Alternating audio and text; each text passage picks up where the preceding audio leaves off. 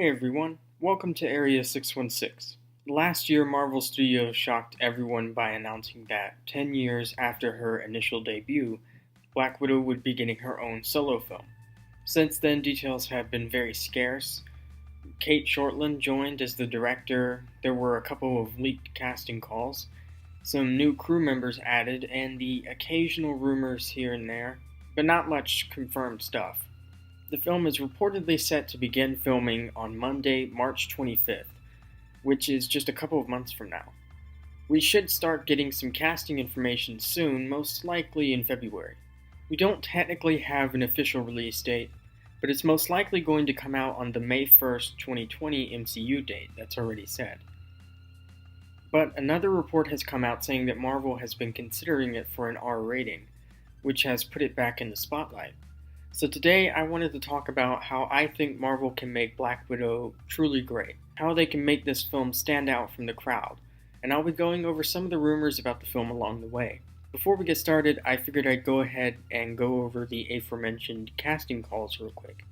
There's two villains, one male and one female, I'll get more into that later in the video, and quite a few side characters, like a woman described as a female James Bond, an African/Middle Eastern East Indian male character, and finally a bookish American male. This is quite an interesting cast and raises more questions about the plot than it answers. One of the first questions I had about this new Black Widow film was how it would fit into Marvel's overall tapestry moving forward. It's been confirmed the film will at least partially take place in the past, about 15 years after the fall of the Soviet Union. That occurred around 1991, so that would put this movie in 2007, roughly. According to the official MCU timeline, Natasha was sent to evaluate Tony Stark in 2011. So that's about 4 years in between Black Widow and Iron Man 2. Based on her 1984 birth year, she should be somewhere around 23 in the movie. This film will assumedly follow her journey from a ruthless assassin to agent of S.H.I.E.L.D., so I would expect some common MCU faces like Nick Fury and Hawkeye, but I've never thought of Black Widow as a franchise-type character.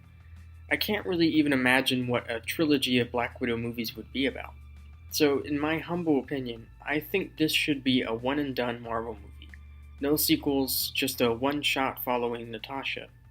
Some might disagree with me on this, but with the X-Men and Fantastic Four coming up, I feel like a bunch of Black Widow sequels would just be taking up space in an already overcrowded movie schedule. In a perfect world, I think this would have really worked best as a limited series on Disney+.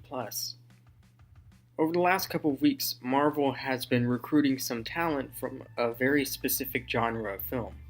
Janie Tamim just joined as costume designer, and Rob Hardy has joined as cinematographer.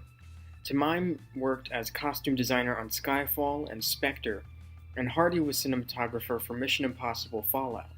So it looks like Marvel is recruiting previous spy movie talent to bring their experience to this film. The rumor is that this movie will be a classic spy thriller, more so than anything we've seen in the MCU before now. It'll be full of action, twists, and turns, all of that.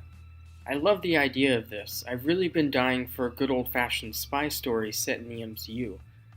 With the reported female James Bond character, it looks like we'll be getting that to some degree. Another rumor is that director Kate Shortland is very keen on making this movie much darker than the average MCU film.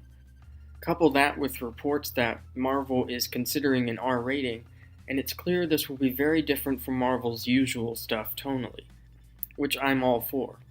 Black Widow is a character with a really, really dark past, and I wouldn't want her solo movie to shine away from that.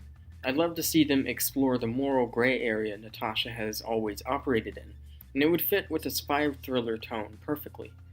As for the R rating, I've long said that Black Widow would be a good fit for that mature tone, and I still stand by that. She's got a bloody past, and it's hard to deny she's one of the more violent characters in the MCU.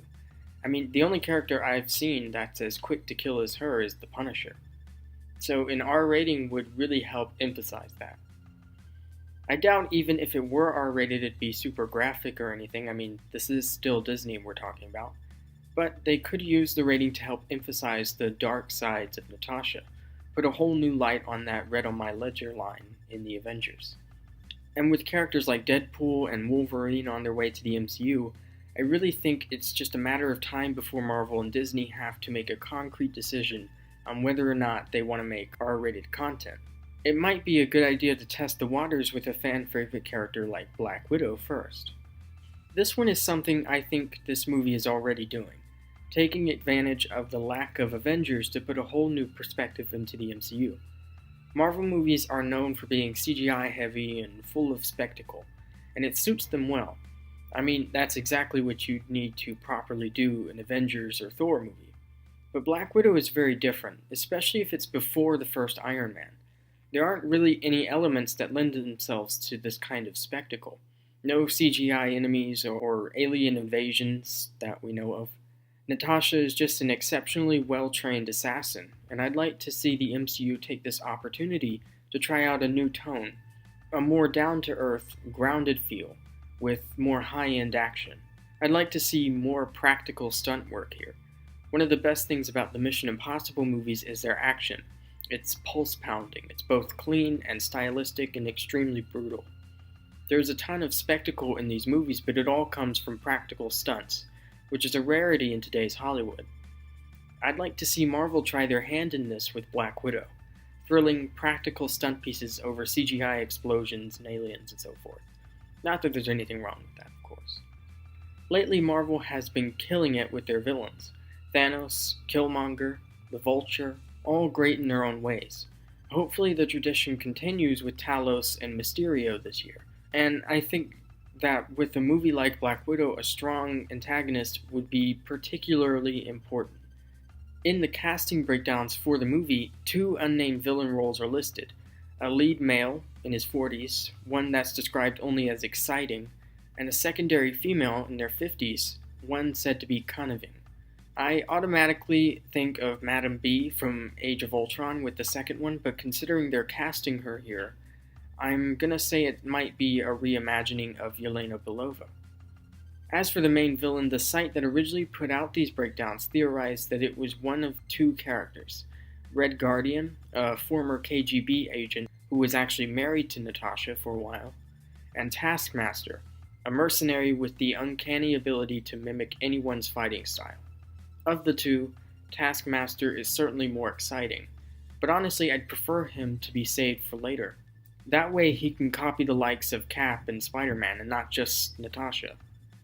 I just feel like it'd be a bit of a waste to put him in an era of the MCU with little to no heroes to copy. Guardian is less known, but he has much more personal connections to Natasha, which is why he's probably not only the more likely one, but perhaps the better choice. Whoever it is, I just think it's very important that he's a well-written antagonist.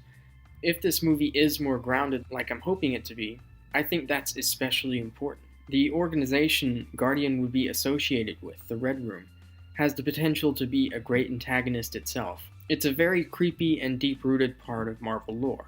Reports a while back said that a Marvel movie was set to film some scenes set in World War I in the spring. It seems like that'll be Black Widow, as the Eternals isn't set to start shooting until September. I imagine this will be flashbacks to show how far back the Red Room goes in the MCU. In the comics, Natasha is basically immortal. She was born in the early 1900s, but I highly doubt that'll be in the MCU. It always felt like a weird part of her character that most writers just choose to ignore. But in any event, I think I'm going to stop here. In short, my main hopes for this movie is that it takes a much darker, grounded spy thriller tone, and puts real emphasis on its characters. I think it really worked as an R-rated film, but I also think it's highly unlikely to be. It's important to remember that discussions of it being R-rated doesn't necessarily mean it was a particularly long discussion. I've said this before, but I think Black Widow is kind of like Wolverine, in the sense that she can work just fine in a PG-13 rating, but an R rating can really bring out new sides to her. But I'd love to know what you guys think. What would you like to see out of the Black Widow movie? Do you think it should be R-rated or PG-13? Let me know all your thoughts and theories in the comments below. If you enjoyed this video, leave a like and be sure to subscribe for more. Thanks so much for watching, and I'll see you all next time.